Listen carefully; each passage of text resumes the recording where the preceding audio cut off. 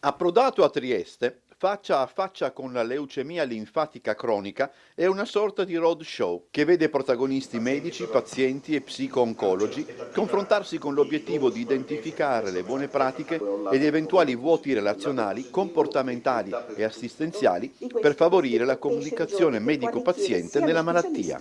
È una malattia che colpisce l'adulto, ma soprattutto l'anziano, l'età media a 70 anni.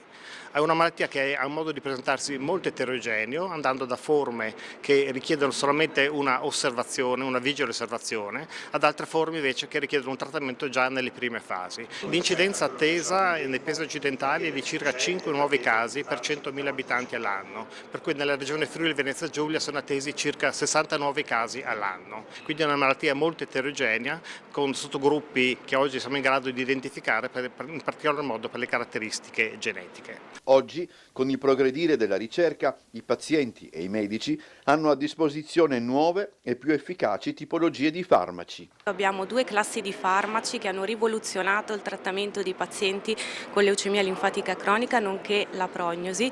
In particolare da una parte abbiamo i BTK inibitori, il cui capostipite è rappresentato dai brutinib e poi sono stati disegnati i BTK di seconda generazione acalabrutinib e zanobrutinib nell'ambito di quella che viene definita terapia continuativa, e dall'altra parte invece possiamo beneficiare di regimi di terapia a durata fissa il cui principale farmaco è appunto venetoclax, che viene somministrato in associazione ad anticorpi e anti-CD20, in prima linea l'obinutuzumab e in seconda linea il rituximab.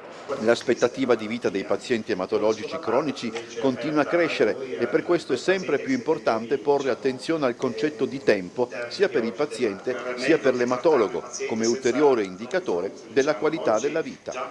Fondamentale è il supporto psicologico. Anche a Trieste esso è fornito dall'Associazione Italiana per la lotta contro le leucemie, che fra l'altro è in procinto di mettere a disposizione un nuovo strumento. Noi siamo a fianco del reparto e dei medici fondamentalmente, per cui supportiamo il reparto in se stesso, come abbiamo sempre fatto, con donazioni e acquisto di presidi ospedalieri, queste cose qui, e poi con la vicinanza ai pazienti a cui diamo la nostra disponibilità per quanto riguarda, non so, il trasporto. A gennaio inauguriamo la prima casa AIL a Trieste, che ci è stata data in comodato gratuito dal Comune di Trieste. Abbiamo eseguito i lavori di ristrutturazione e siamo pronti ad aprirla proprio anche per ospitare i pazienti che vengono da fuori e che non hanno anche le possibilità economiche di trovarsi una sistemazione alloggiativa.